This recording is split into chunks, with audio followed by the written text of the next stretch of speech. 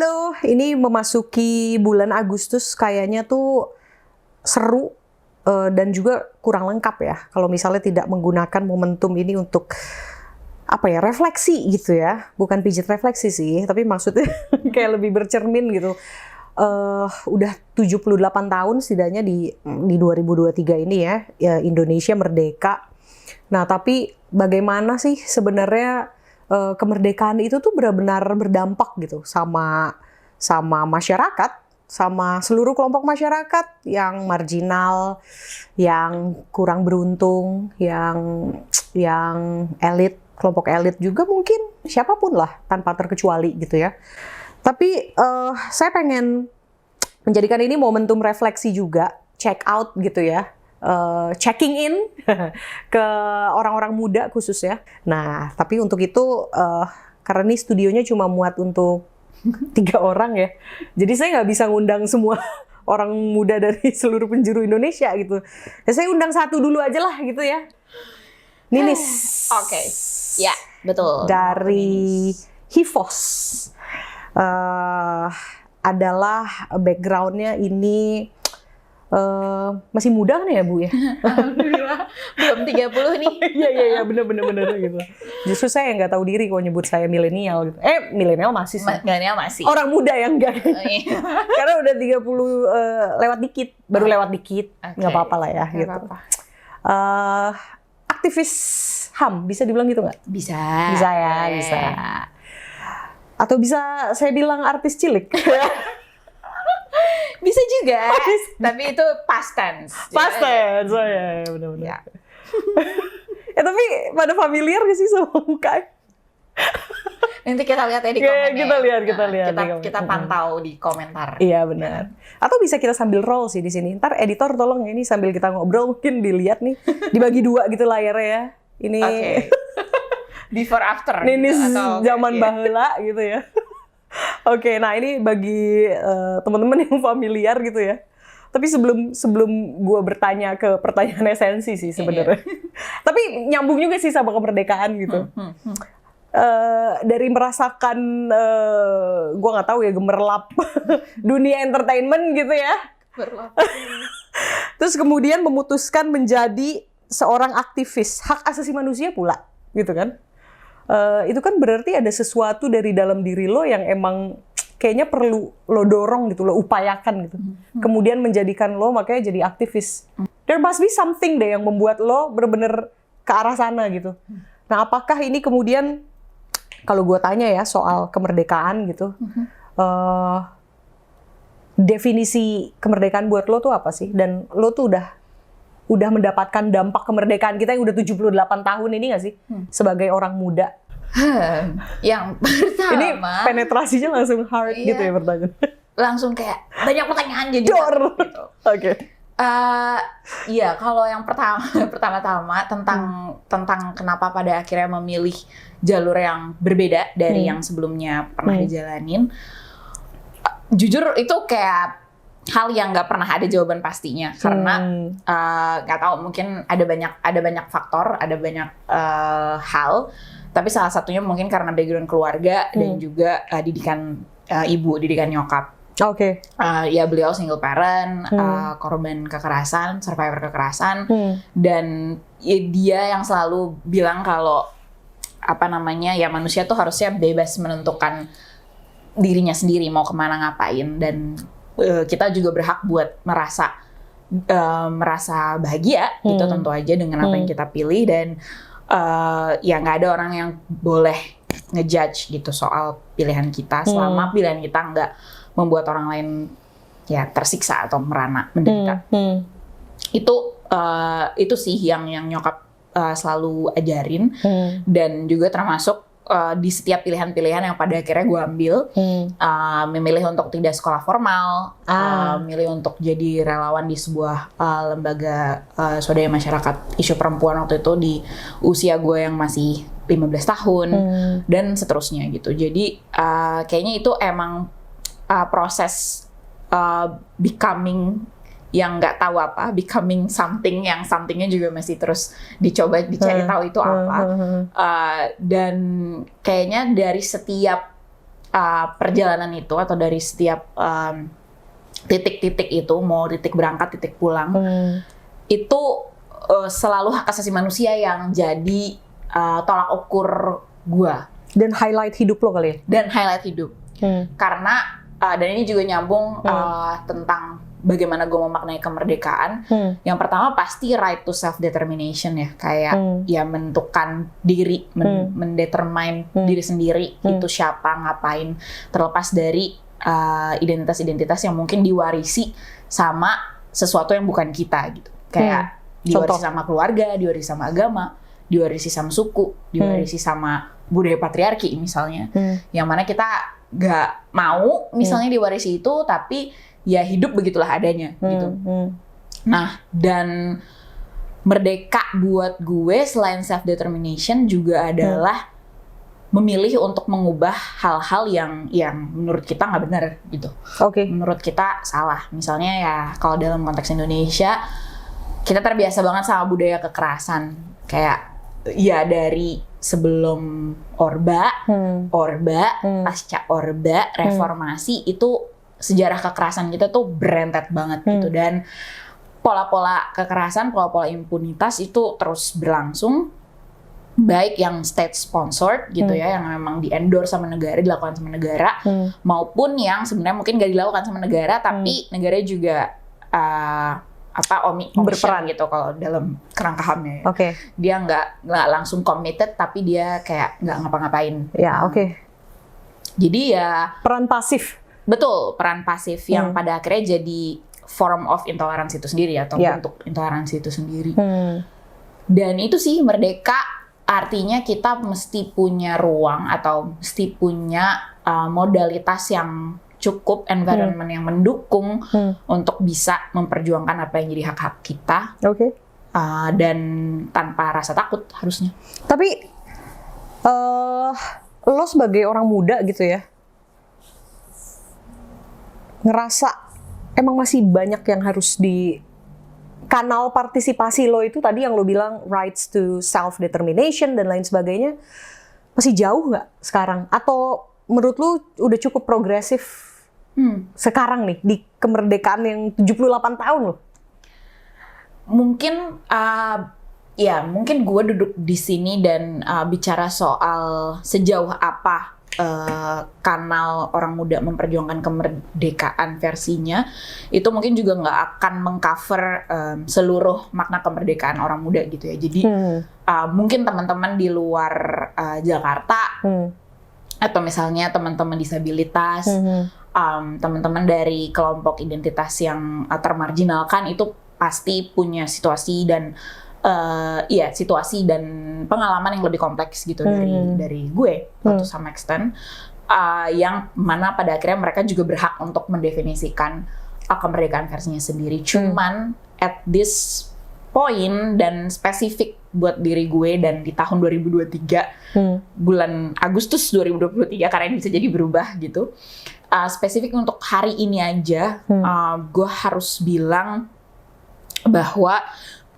kanal partisipasinya udah ada.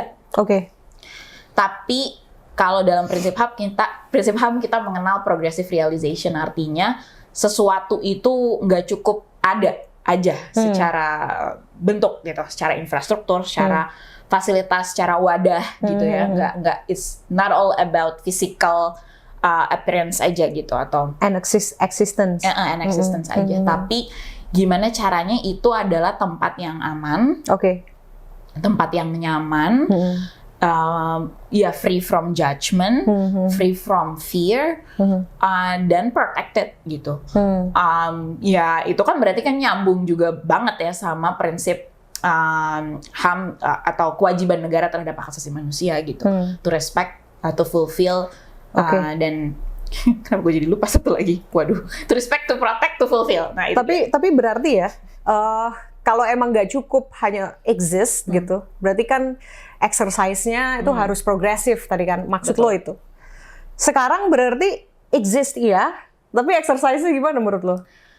Iya, exist-nya iya, banyak dan terlihat dalam tanda kutip meriah gitu ya. Ya dengan tren viralitas, dengan sosmed, medsos, banyak juga bentuk-bentuk peningkatan kapasitas untuk kayak anak muda melek dunia digital dan lain sebagainya. Tapi itu tadi gitu, ketika pada akhirnya agency itu diberikan ke orang muda atau ya kayak dikasih lah gitu, dibukain nih pintunya gitu ya, atau kerannya gitu ya untuk ayo bersuara, ayo beraspirasi.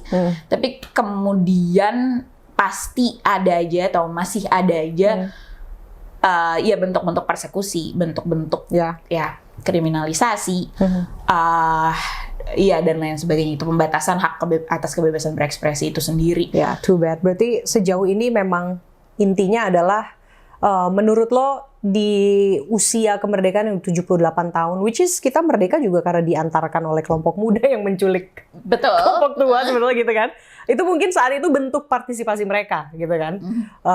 Dengan cara seperti itu. Berarti tapi di 78 tahun usia kemerdekaan kita ini menurut lo kanal partisipasinya juga sudah lebih progresif, ada. Tapi masih ada tadi bentuk-bentuk misalnya persekusi dan lain sebagainya, itu yang masih perlu dibenahi gitu ya. Betul. Iya, regressnya masih ada gitu ya, backwardness benar-benar yang masih ada, atau kalau nggak mau dibilang backward, hiccups gitu ya, kayak batuk-batuknya tuh masih berasa dan mungkin lagi-lagi bias privilege gitu. Mungkin kalau yang di kota-kota besar batuknya nggak parah gitu ya, kalau mau dianalogikan menjadi batuk. Tapi kalau misalnya buat teman-teman yang dari identitas yang minoritas, dengan akses yang lebih terbatas, dukungan yang juga masih kembang kempis gitu ya, mungkin batuknya akan lumayan perih gitu dan sangat sakit dan atau mungkin menyebabkan hal-hal yang fatal gitu buat dia memperjuangkan atau exercising kemerdekaan dia dan hak asasi manusia dia. Oke, ini menarik sih. Kalau misalnya di usia 78 tahun saja tadi ya obrolan kita menyimpulkan bahwa masih ada batuk-batuknya tadi, kemudian backwardness dan lain sebagainya. Kalau kita bicara visi Indonesia 2045 nih. Nah itu kan itu visi di usia 100 tahun itu udah nggak lama lagi sebetulnya kan. Benar. Kalau kemudian dari usia 0 sampai 78 tahun aja dalam perjalanannya itu masih banyak upaya-upaya dan juga regresi tadi. Bagaimana yang cuma dari 78 ke 100 ini nggak lama, itu kan berarti waktu sudah mepet gitu kan. Cuma untuk 22 tahun ya. Betul, untuk visi 2045. Sementara visinya lumayan ambisius ya. Pembangunan manusia, ekonomi, infrastruktur, tata kelola dan lain sebagainya gitu kan. Tapi lo sebagai orang muda gitu ya, gue tahu sih orang muda harus semangat gitu ya, harus optimis. Faktanya, lo optimis gak? Gue tuh kadang salut banget sih sebenarnya sama orang muda in general, bahkan ya orang muda in general di Indonesia. Lagi-lagi gue nggak berani bilang orang muda dengan disadvantage tertentu yang pastinya tuh jauh lebih kompleks, jauh lebih harus dikaji lebih dalam. Tapi dengan kondisi orang muda in general aja gue salut banget loh dengan segala tekanan yang ada ya. Tekanan lo harus nikah gitu ya. Legacy budaya patriarki yang masih kuat banget gitu. Baik yang laki-laki dengan harus mapan lebih duluan, terus yang perempuan juga kayak di film Barbie lah ya. Gue belum nonton sih by the way. Tapi by the time ini tayang mungkin gue udah nonton. Harusnya ya. Ya terus. Jadi nanti di-update aja di komen udah nonton. Ya ntar ya, tolong diingatkan terus. Ya maksudnya dengan segala tekanan yang ada ya, cicilan lah, terus apalah sarana-sarana berhutang. Ya, pokoknya tuntutan sosial. Iya gitu. Yang berdasarkan tadi patriarkisme. Iya, konstruksi-konstruksi sosial. Iya, benar. Oke. Dan juga warisan-warisan generasi sebelumnya yang entah kenapa kayak harus dilanjutkan atau kayak yang orang muda nih harus lebih progresif memenuhi itu semua gitu. Somehow emang ada aspek kemerdekaan yang belum merdeka ternyata ya. banget tadi yang barusan kita sebutin. Oke, nah. Dan gue salut banget gitu. Terus orang muda harus juga berpikir untuk memajukan ekonomi bangsa gitu kan, mencapai SDGs kayak banget kerjaannya. Iya, gitu. Mungkin so far orang muda yang privilege kali ya.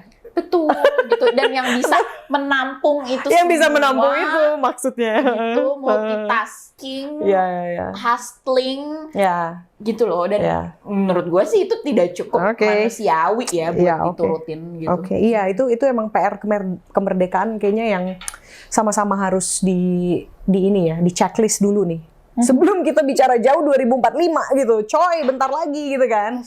Nah, tapi gue pertanyaannya adalah gini, bicara soal kemerdekaan tadi, lo ada pengalaman pribadi nggak sih yang menurut lo, ya sebenarnya udah lo sebut sih beberapa hal gitu, yang sepertinya membuat lo ngerasa gue belum mendapatkan definisi kemerdekaan itu sendiri gitu, yang mungkin itu lo belum dapatkan tuh sebagai orang muda nih, lo generasi muda yang hidup di zaman sekarang gitu ya, tapi lo belum mendapatkan definisi kemerdekaan itu. Ada nggak pengalaman pribadi? Pastinya banyak, cuman yang paling mungkin paling partikular ya. Jadi 2 tahun yang lalu gue nikah, dan ketika sedang mengurus biasalah ya dokumen-dokumen administrasi. Itu gue tahu sebenarnya, tapi kemudian jadi lebih sadar bahwa oh my god, the whole system itu tercipta memang hanya untuk yang hidupnya tuh linear. Atau kalau bahasa tidak bagus ya, ada untuk orang yang hidupnya normal. Karena jadi karena bokap gue itu statusnya tuh hilang, maksudnya hilang as in dia ya pergi dari rumah dan tidak pernah kembali. Dan nyokap nggak pernah secara officially cerai dengan dia secara dokumen, sehingga waktu gue nikah itu lumayan ribet gitu, karena peraturannya adalah perempuan itu harus mendapatkan restu kan dari laki-laki, karena ya baik di agama maupun di negara gitu. Gue pokoknya kalau bahasa gampangnya adalah perempuan tuh tetap harus nyamperin bapaknya, bapak biologisnya dimanapun berada, untuk meminta restu. Iya benar. Itu kan hal yang menjadi sangat tidak make sense. Pertama untuk orang-orang kayak gue, dan misalnya untuk orang-orang yang punya trauma sendiri dengan ayahnya gitu. Entah itu pernah dilecehkan secara seksual, pernah ditelantarkan, menjadi korban kekerasan dan lain-lain gitu. Dan di situ gue ngerasa banget gitu bahwa gila, sistemnya tuh berarti emang diciptakan untuk yang lurus-lurus aja gitu, untuk yang kayak smooth-smooth aja gitu. Sementara kalau yang kita dengan beberapa orang seperti gue yang punya pengalaman yang sangat spesifik, konteks yang sangat spesifik, itu benar-benar jalannya harus berliku gitu. Dan itu sih, dan akhirnya bahkan itu untuk menuruti salah satu konstruksi yang ada loh. Menikah kan juga konstruksi ya, kayak maksudnya ini gue udah mau nurut nih sama konstruksi yang ada, satu aja gitu, konstruksi sosial gue turutin gitu dengan nikah, tapi pun jalannya juga ternyata berliku itu, ribet itu gitu. Dan itu pasti affect mental health lo dan lain sebagainya gitu ya.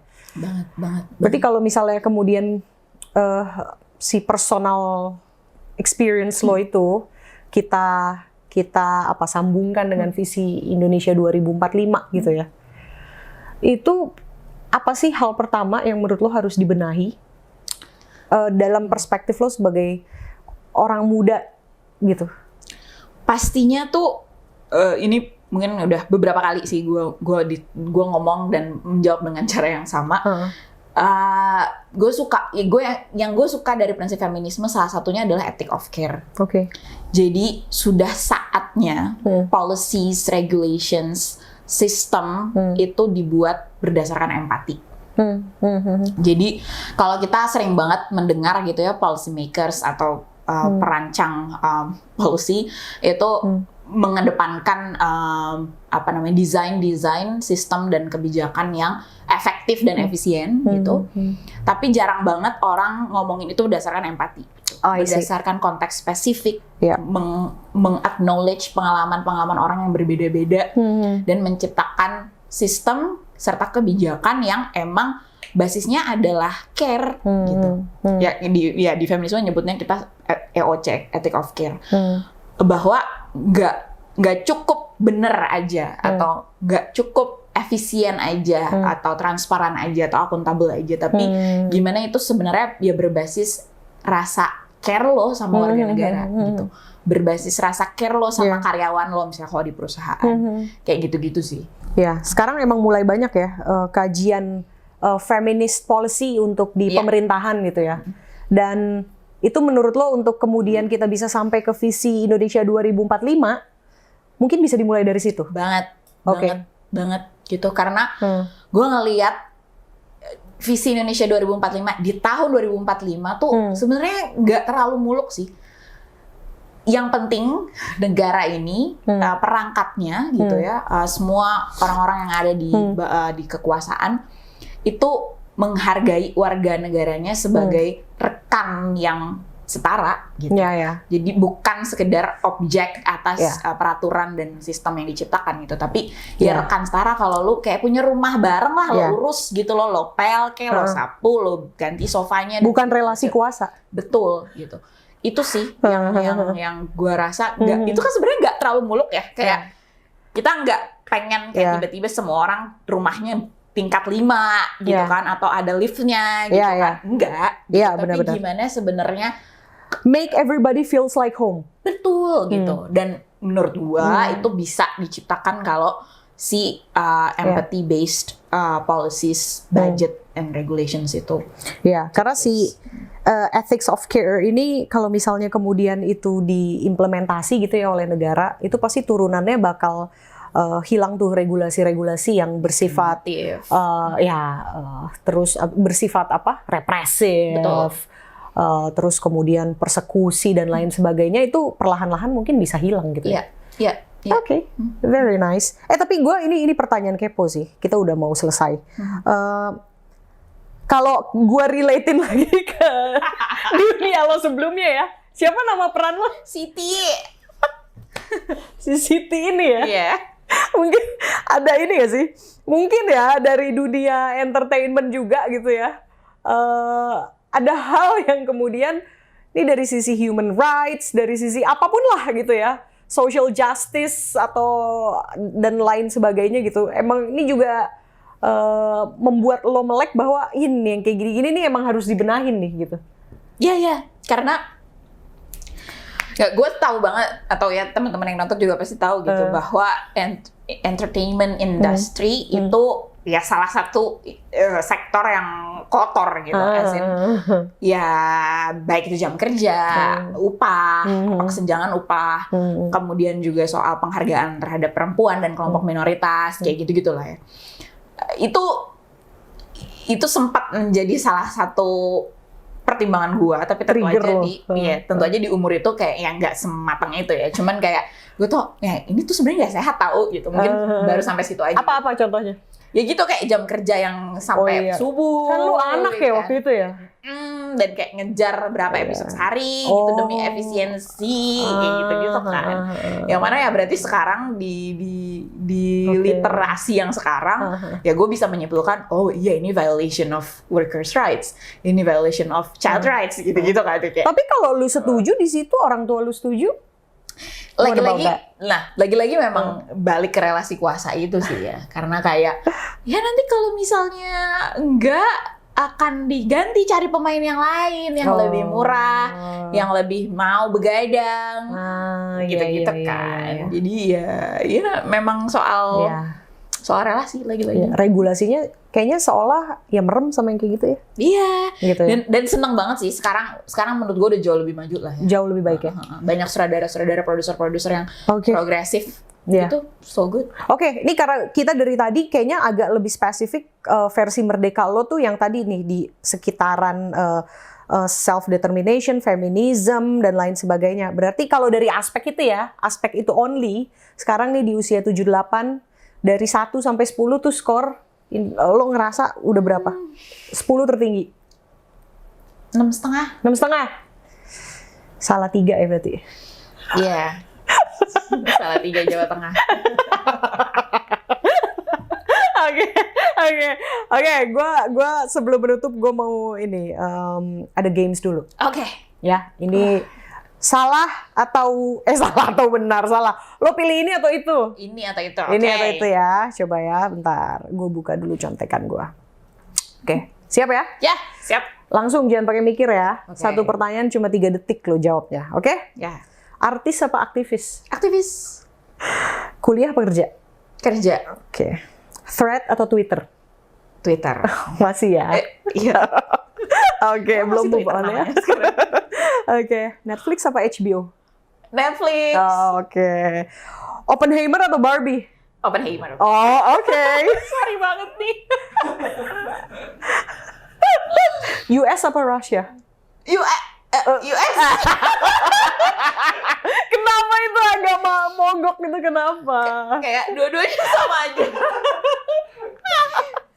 Dua-duanya sama aja, sama-sama apa nih? Jahat. Pelan dia ngomong, jahat. Aktivis HAM loh, kalau udah ngomong gitu udah bener berarti. Ampun. Buku apa film? Buku. Oke, ada lagi nggak ya? Di contekan gue itu doang sih, tapi gue kayak lagi mikir, lagi nggak ya apa yang seru ya? Yang lebih tricky ya.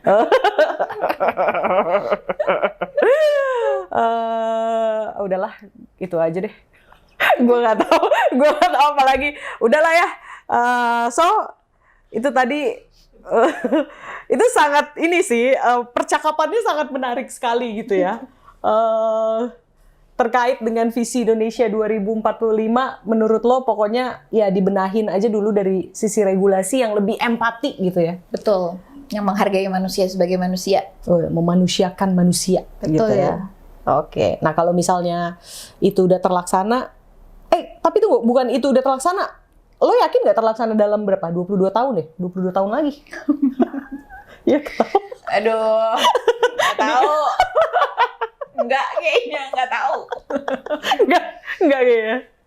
Kalau kayak untuk 100% kayaknya enggak. Ini Cuma visi mungkin Indonesia bisa. 45 nih, pembangunan manusia loh. Berarti itu penting banget yang lo bilang itu, yang soal apa feminist perspektif atau gender perspektif deh. Gitu nanti yang tidak terlalu feminis protes. Nah. Jadi gue bilangnya gender perspektif aja deh. Ya, biar Gitu. agak lebih aman ya. Biar nggak terlalu liberal gitu ya. Gitu. Itu 22 tahun susah ya. Susah. Susah kayaknya. bos. Oke. Susah. Siap. Ya udah kita tutup itu berarti menjadi sebuah PR aja kita menutup podcast ini dengan PR gitu ya. Gimana tuh 22 tahun? Ayo semangat yuk, bisa yuk gitu ya. Ya bisa yuk. Yuk bisa yuk gitu. Oke lah kalau kayak gitu. Nis, thank you berat. Sama-sama. Terima kasih kopinya. Enak ya. Iya, walaupun gelasnya sesuai tema 19 sih, Ini 2045. Iya sih, bener sih. Agak retrospektif emang. Agak Oke. mesin waktu approach-nya ya. Thank you banget. Jadi kita appreciate banget apa ya, perspektif-perspektif kayak gini. Biar mungkin harapannya tuh banyak teman-teman muda tuh banyak juga yang refleksi gitu. Nih 78 tahun gitu ya. Iya ya. Gini-gini doang apa itu akan mengubah gua ke depannya. Bisa nggak ya gitu. So itu menarik banget perspektifnya. Thank you banget. Sama-sama. Sukses. Sukses juga buat Invit dan rekan-rekan semuanya. Ya, kita ketemu lagi di episode Ngobrol Bareng Invit. Kita bikin paham selanjutnya. Selamat Hari Raya Kemerdekaan. Hari raya loh. Levelnya. Iya kan hari besar. Oh iya, besar bener kan. sih. Besar buat Indonesia. Hari Gua- gede. Kita jumpa lagi di podcast Ngobrol Bareng Invit. Kita bikin paham. Bye.